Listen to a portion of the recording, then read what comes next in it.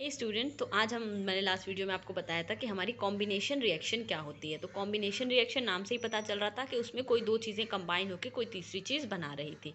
Combination reaction में हमारी, मान लेते हैं हम A प्लस बी दो रिएक्टेंट थे, वो मिलकर C प्रोडक्ट बना रहे थे, तो यहाँ A और B जो थे कंबाइन हो रहे थे। पर डीकम्पोजिशन रिएक्शन उसका उल्टा होती है। डीकम्पोजिशन रिएक्शन के अंदर रिएक्टेंट स्प्लिट होते हैं। रिएक्टेंट क्या होते हैं? स्प्लिट होते हैं। जैसे कि A रिएक्टेंट स्प्लिट हो जाए B प्लस C में, तो इस तरह की रिएक्शन को हम कहते हैं डीकम्पोजिशन रिएक्शन। नाम से ही पता चल रहा है डीकम्पोज होना, किसी चीज़ का टूटना।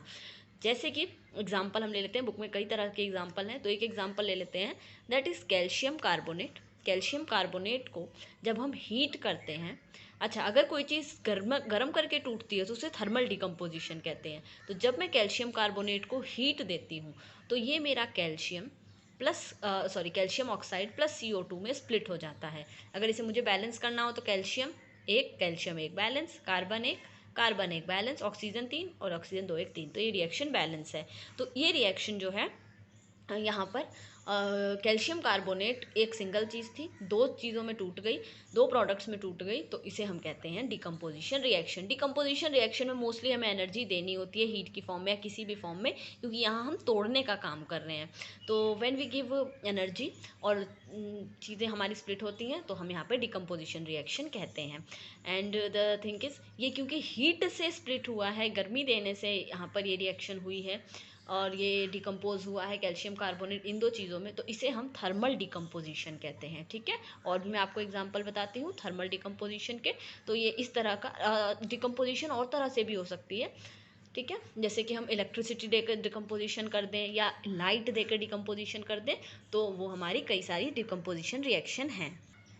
अब यहाँ पर हम एक और एग्जांपल देखते हैं। तो देखिए, थर्मल डिकम्पोजिशन होता है डिकम्पोजिशन बाय हीटिंग। तो एक और एग्जांपल बुक में दिया है, FeSO4 को जब मैं हीट करती हूँ, ये हीट का सिंबल है, लास्ट वीडियो में मैंने आपको बताया था।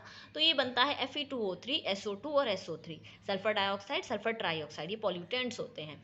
तो ये देखिए, फेरस सल्फेट था, इसको मैंने हीट किया तो ये फेरिक ऑक्साइड और बाकी दो प्रोडक्ट्स में टूट गया। अच्छा, ये बहुत इंपॉर्टेंट है क्योंकि यहाँ पर आपके एग्जाम में कई बार कलर पूछ लेता है। इस रिएक्शन में पूछता है कि फिर फेरस सल्फेट शुरू की फॉर्म में किस कलर में का था, तो आपको याद होना चाहिए इट इज़ ग्रीन कलर। और जब ये स्प्लिट हो जाता है, फेरिक ऑक्साइड बनती है, तो ये रेडिश ब्राउन हो जाती है। यही आपकी जंग होती है जो लोहे पे लग जाती है। तो आप जानते हैं लोहे की जंग रेडिश ब्राउन ही होती है। तो ये हमारी, आप इसको तो याद कर ही लेंगे, लेकिन उससे पहले वो ग्रीन कलर का होता है। जो फेरस सल्फेट होता है it is green in colour, और जब ये ऑक्साइड में चेंज हो जाता है तो रेडिश ब्राउन कलर की हो जाती है। तो ये एग्जाम्पल एक और हो गया आपका थर्मल डिकम्पोजिशन का। अब एक और यहाँ पर एग्जांपल है। अच्छा, उससे पहले ऊपर वाली रिएक्शन को ज़रा बैलेंसिंग चेक कर लें इसकी, क्योंकि आपको बैलेंस करना आना चाहिए। हो सकता है एग्जाम में बैलेंस नहीं हो तो आपको आना चाहिए। तो Fe1 Fe2, तो यहाँ पे Fe बैलेंस नहीं है, उससे पहले बैलेंस कर लेते हैं। यहाँ 2 लगा देती हूँ मैं, कोई चेंज नहीं आया। सल्फर देखते हैं, सल्फर यहाँ आप 2 हो गए, सल्फर यहाँ 1 और 2, सल्फर भी 2 हो गए। ऑक्सीजन की बात करें तो 4 2 8 और ऑक्सीजन 3 यहाँ, 2 यहाँ और 3 यहाँ, 3 3 6 2 8, ऑक्सीजन भी बैलेंस है, यानी यहाँ 2 लगाने से सब बैलेंस हो गया। अब अगली रिएक्शन पे आते हैं। ये है आपका lead nitrate. Lead nitrate, Pb lead होता है, NO3 नाइट्रेट होता है। ये कैसे बना आपको मैं बता दूँ, ये आपकी 9th क्लास की टेबल से बना है। Pb की जो वैलेंसी होती है इट इज़ +2, नाइट्रेट की जो वैलेंसी होती है -1 होती है। 1 लिखेंगे हम यहाँ पर, इनका क्रॉस करेंगे तो देखिए Pb यहाँ पर 1 था तो 1 तो लिखते नहीं है। NO3 हमारा यहाँ पर इसकी वैलेंसी से क्रॉस हुआ तो 2 आ गया, तो ये हमारा लेड नाइट्रेट का फॉर्मूला बन गया। तो जब लेड नाइट्रेट को हीट करते हैं तो यहाँ लेड ऑक्साइड बनती है, NO2 गैस बनती है और ऑक्सीजन गैस बनती है। इसकी बैलेंसिंग चेक कर लें, Pb बैलेंस। N पर आते हैं, यहाँ पर दो N है और यहाँ पर सिर्फ एक N है, तो ये यहाँ पर N बैलेंस नहीं है। उसके बाद से ऑक्सीजन देखते हैं, तो यहाँ पे 3 दूनी 6 ऑक्सीजन है और यहाँ 2 2 4 1 5 ऑक्सीजन है, तो ऑक्सीजन भी बैलेंस नहीं है। तो सबसे पहले लेड बैलेंस था, नाइट्रोजन पर आते हैं, नाइट्रोजन 2 है तो यहाँ 2 लगा देते हैं। अब ऑक्सीजन वापस चेक करते हैं, 2 दूनी 4, 2 6 और 1 7, ऑक्सीजन अब भी यहाँ 6 है। तो ऑक्सीजन को बैलेंस करने की यहाँ पर दिक्कत है। ऑक्सीजन, अब सोचिए कैसे बैलेंस हो सकती है अपने आप खुद, अगर आप ट्राई करें तो। यहाँ ऑक्सीजन 3 दूनी 6 है, अगर मैं यहाँ पर इसे 6 दूनी 12 कर दूँ, ओके ध्यान से सुनिएगा, अगर मैं इस साइड ऑक्सीजन यहाँ, हाँ सॉरी, तो अगर मैं यहाँ पर लेड ऑक्सीजन का नंबर किसी तरह से 12 कर दूँ, 12 किसी तरह से क्या, यहाँ 2 लगा दीजिए, 3 दूनी 6 ऑक्सीजन इस हिसाब से, और ये बाहर 2 लगा हुआ है, इस हिसाब से 12 ऑक्सीजन हो गए। तो ये यहाँ 12 ऑक्सीजन हो गया। अब इधर आइए, इधर यहाँ पर मेरे कितने ऑक्सीजन हो गए थे, 2 दूनी 4, 5 6 7, यहाँ पर 12 बनाना थोड़ा ईजी है। तो अच्छा देखिए यहाँ लेड अब 2 हो गए, तो पहले तो 2 यहाँ लगा दो ताकि लेड डिसबैलेंस ना हो। अब ऑक्सीजन गिनिए, 2 ऑक्सीजन, 2 दूनी 4, 4 2 6 और 7 8 ऑक्सीजन। अब इसे अगर मुझे 12 ऑक्सीजन बनाने हैं तो बताइए कहीं 2 गुना ऑक्सीजन और हो जाए। तो अच्छा यहाँ पर मैंने लेड की वैलेंसी चेंज की, तो नाइट्रोजन भी तो चेंज करना पड़ेगा, क्योंकि यहाँ पर नाइट्रोजन 2 और ये 2 और मैंने यहाँ पे एक्स्ट्रा लगाए हैं तो 4 हो गए हैं। तो नाइट्रोजन भी यहाँ पर मैं 4 कर देती हूँ।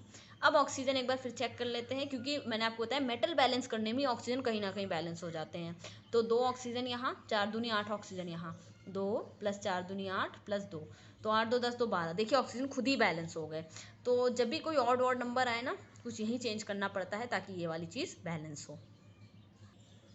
अब एक और डिकम्पोजिशन है हमारे इसमें, that is photolytic decomposition. Photo का मतलब लाइट, लाइटिक का मतलब टूटना, यानी लाइट की प्रेजेंस में टूटना, फोटोलाइटिक डिकम्पोजिशन। तो AgCl ये आपकी बुक में दिया हुआ है। AgCl जब हम सनलाइट की प्रेजेंस में रख देते हैं तो वहाँ से जो आपका AgCl वाइट कलर का होता है, ये ना थोड़ा सिल्वर होने लगेगा, आप रख के देखेंगे उसमें सनलाइट में। क्यों? क्योंकि वहाँ पे जो AgCl है वो सनलाइट की प्रेजेंस में सनलाइट से एनर्जी लेकर के Ag + Cl2 में कन्वर्ट हो गया। Ag हमारा सिल्वर कलर का होता है, ग्रे कलर का होता है थोड़ा, तो इस तरह से आपको ये वाइट पाउडर थोड़ा थोड़ा ग्रे होता हुआ दिखेगा। तो अच्छा इसकी वैलेंसी चेक कर लेते हैं। तो यहाँ पर ये मैंने 2 क्यों लगाया, सॉरी। हाँ, तो AgCl होता है आपका यहाँ पे, फिर Ag और ये Cl2। तो यहाँ पर Cl2 है और यहाँ पे Cl1 है, तो यहाँ 2 लगा देते हैं। तो यहाँ पर हो गए 2 AgCl, Cl2 बैलेंस। अच्छा तो यहाँ पर ये हो गया आपका ट्वाइस Ag, तो इस हिसाब से रिएक्शन हो गई आपकी बैलेंस। एक और देखते हैं, एक और अगर आपको दिया हो इसी तरह से AgBr, ये आपका सिल्वर ब्रोमाइड, इसको भी हम सनलाइट की प्रेजेंस में अगर रखेंगे, ये आपका वाइट कलर का होता है। ये वाइट से हल्का धुंधला, मतलब एकदम प्योर वाइट नहीं होगा, हल्का सा गंदा गंदा वाला वाइट होगा, थोड़ा सा वाइट जैसे गंदा हो जाता है ना, उस तरह का कलर होता है। इसको सनलाइट की प्रेजेंस में रखेंगे तो सेम रिएक्शन यहाँ भी होगी, Ag सॉलिड अलग हो जाएगा और साथ में Br2 अलग हो जाएगा गैस फॉर्म में। तो इसको भी बैलेंसिंग सेम होगी, यहाँ पे Br2 है, 2 यहाँ लगाएंगे, उस हिसाब से Ag यहाँ हो गया, ये इस तरह से बैलेंस हो गया। तो ये हो गई हमारी फोटोलाइटिक डिकम्पोजिशन, बहुत आसान है ये रिएक्शन। अब एक लास्ट डिकम्पोजिशन है, दैट इज इलेक्ट्रोलाइसिस। इलेक्ट्रोलाइसिस का मतलब होता है इलेक्ट्रोलाइसिस का मतलब होता है एनर्जी कौन सी एनर्जी देके, इलेक्ट्रिसिटी के थ्रू एनर्जी दे करके स्प्लिटिंग करना या फिर डिकम्पोज करना किसी रिएक्टेंट को। जैसे कि आप ले लें वाटर, एक बुक में दे रखा है, वाटर आपका लिक्विड फॉर्म में लीजिए और इसमें इलेक्ट्रिसिटी पास करिए, और इलेक्ट्रिसिटी पास करने के बाद से आप देखेंगे कि इसके कॉन्स्टिट्यूएंट H2 प्लस ऑक्सीजन में ब्रेक हो जाएगा। तो देखिए यहाँ पर H2 और इसकी वैलेंसी चेक कर लेते हैं, 2 हाइड्रोजन ठीक। ऑक्सीजन की देखें 2 यहाँ पर और 1 यहाँ पर, 2 लगेगा यहाँ पर। अब हमारा हाइड्रोजन डिसबैलेंस हो गया तो 2 यहाँ लगा दीजिए, तो बैलेंस हो गई रिएक्शन। तो यहाँ पर इलेक्ट्रिसिटी पास करके बुक के अंदर हमें दिखाया हुआ है कि कैसे हम H2O को तोड़ते हैं। हाइड्रोजन गैस फॉर्म में लिबरेट हो जाएगी, ऑक्सीजन भी गैस फॉर्म में लिबरेट हो जाएगी। तो वहाँ पर मैं आपको थोड़ा सा एपरेटस ड्रॉ करके बताऊँ तो बहुत आसान है। एक हमने लिया है मग या फिर बीकर, जिसके अंदर ये रिएक्शन करवानी है हमें। ठीक, मैं ड्रॉ कर लेती हूँ तब तक। तो आप ये मैं ड्रॉ करती हूँ, आप देखते जाइए किस तरह से क्या लगा हुआ है। तो हमने हमारे डायग्राम में इस तरह से 2 हमारी टेस्ट ट्यूब्स हैं। टेस्ट ट्यूब में नीचे यहाँ से ग्रेफाइट की हमने रॉड डाली है, ग्रेफाइट की रॉड, ग्रेफाइट जो आपकी पेंसिल वाला होता है वही। यहाँ पर स्टॉपर लगा हुआ है, ओके। स्टॉपर के साथ साथ इसके अंदर हमने ग्रेफाइट की रॉड डाली हुई है। ग्रेफाइट की रॉड से हमने यहाँ पे 2 वायर्स निकाली हैं। एक हमारा एनोड है और एक हमारा कैथोड है। एनोड और कैथोड में पॉजिटिव कौन होता है? Anode positive, anode is always positive, उस हिसाब से याद कर लीजिए। और कैथोड होता है नेगेटिव। देखिए कैथोड, कैथ में ये जो कैट आ रहा है, कैट मतलब कटना, तो कटेगी चीज़ तो नेगेटिव में होगी ही, तो इस हिसाब से कैथोड हमारा नेगेटिव होता है।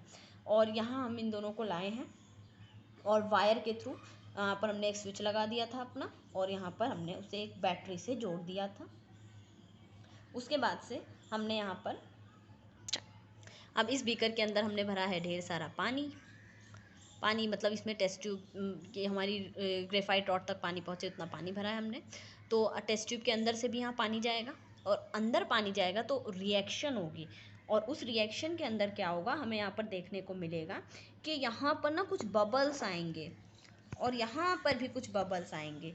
तो जो हमारा एनोड होता है, एनोड वाली साइड, यहाँ पर जब हम बबल्स देखेंगे तो एनोड वाली साइड ऑक्सीजन के बबल्स आएंगे और कैथोड वाली साइड हाइड्रोजन के बबल्स आएंगे।